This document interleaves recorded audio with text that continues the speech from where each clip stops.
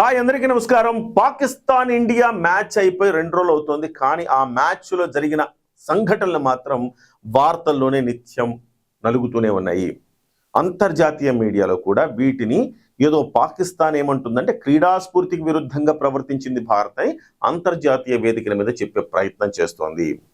మన దేశంలో కుహనా మేధావులు ఎవరైతే లౌకికవాదులమని చెప్పుకునే ఒక హిందూ ద్వేషులు ఇలాంటి వాళ్ళందరూ కూడా పాకిస్తాన్కి మద్దతు పలుకుతారు. అయ్యో పాకిస్తాన్కి అన్యాయం జరిగిపోయింది, కనీసం షేక్ హ్యాండ్ ఇవ్వచ్చు కదా, క్రీడా స్ఫూర్తికి విభిన్నంగా ఎందుకు ప్రవర్తించారన్న మాటలు మాట్లాడుతున్నారు. వీళ్ళందరికీ సమాధానం చెప్పాల్సిన అవసరం ఉన్నది.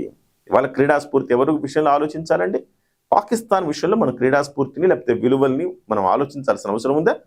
పాకిస్తాన్లో ఉన్న ఏకైక క్రికెటర్ డానిష్ కనేరియా. అలాంటి క్రికెటర్ భయపడి పారిపోయి లండన్లో తలదాచుకుంటున్నాడు. మరి ఏం చెప్తాం వాళ్ళ క్రీడా స్ఫూర్తి? క్రీడల్లో ఎవరికైనా హిందువులకు చోటు ఉంది అక్కడ? మన భారతదేశంలో ప్రతి జట్టులో కూడా 3 లేదా 4 మనకి ముస్లిమ్స్ ఉంటారు. అట్లీస్ట్ 2 ముస్లిమ్స్ ప్రతి జట్టులో ఉంటారు. ఇప్పటి వరకు వచ్చిన దాంట్లో ప్రతి జట్టులో కూడా ఒక 2 ముస్లిమ్స్ అయినా మన దగ్గర ఉంటారు.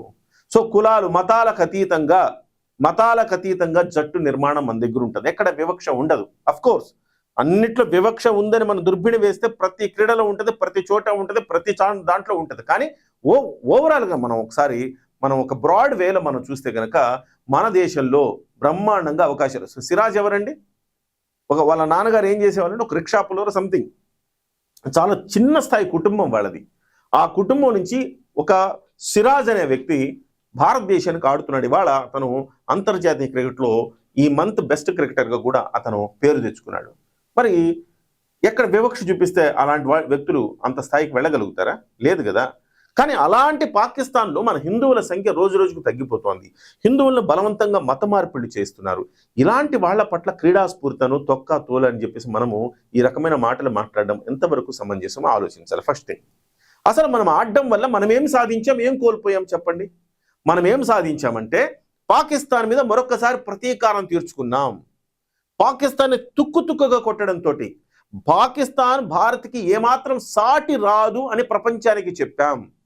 మనం షేక్ హ్యాండ్ ఇవ్వకపోవటం ద్వారా మన నిరసనను ప్రపంచానికి చాటాము.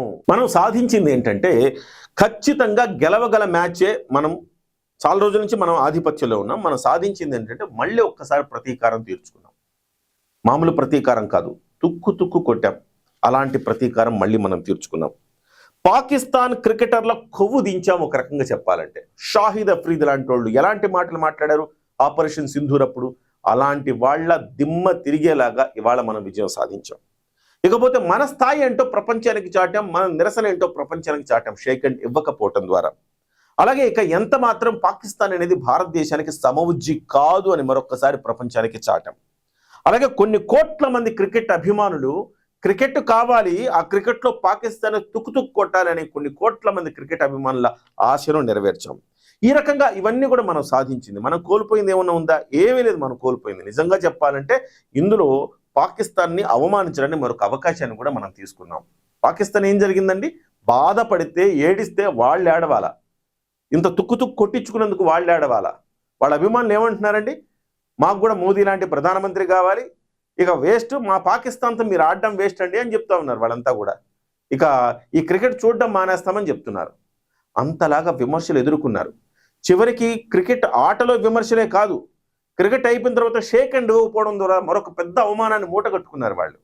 ఏదన్నా కోల్పోయారంటే, ఏదైనా బాధ కలిగిందంటే వాళ్లకు, ఏదైనా సక్సెస్ అయ్యాము, ఏదైనా పై చేయి సాధించామంటే మనకు. అటువంటప్పుడు ఈ సన్నాయి నొక్కులు ఎందుకండి? పాకిస్తాన్కి మనం క్రీడా స్ఫూర్తి చూపలేదు, అలా చేయలేదు, ఇలా చేయలేదు. అసలు ఆడాలంటే ముందే అసలుకి ఆడొద్దు అనుకుంటే ఆడకుండా ఉండాల్సింది కదా. మరి ఆడిన తర్వాత క్రీడా స్ఫూర్తికి భంగం కలిగించడం ఎందుకంటే? ఆడకుండా ఎందుకు ఉండాలి? మంది పై చేయనప్పుడు మనం తుక్కుగా కొట్టగలుగుతున్నామన్నప్పుడు ఎందుకు ఆడకుండా ఉండాలి అనేది నా ప్రశ్న. ఇంకొకటి, ఇదేం కొత్త కాదండి, ఇలాగా జరగడం అనేది కొత్త కాదు. క్రీడా స్ఫూర్తికి విరుద్ధమని మనం మాట్లాడుకోవచ్చు. కానీ ఉక్రెయిన్ ఏం చేసిందంటే మొన్న ఒక క్రీడలో రష్యాకు ఇట్లా షేక్ హ్యాండ్ ఇవ్వకుండా వెళ్ళిపోయింది ఉక్రెయిన్. సో ఉక్రెయిన్ నిరసన తెలియజేసింది. మా దేశం మీద రష్యా అన్యాయంగా దాడి చేస్తుందని చెప్పేసి నిరసన తెలియజేసింది. గతంలో ఇరాన్ కూడా ఇలాంటి నిరసన తెలియజేసింది ఇజ్రాయెల్ మీద. అంతకుముందు రష్యా అమెరికా మీద ఇలాంటి నిరసన తెలియజేసింది. రష్యా మీద అమెరికా కూడా అలాంటి నిరసన తెలియజేసింది. కొన్నిసార్లు బహిష్కరించారు, కొన్నిసార్లు షేక్ హ్యాండ్ ఇవ్వలేదు, కొన్నిసార్లు మాట్లాడుకోలేదు, కానీ ఆటలు మాత్రం జరిగినాయి.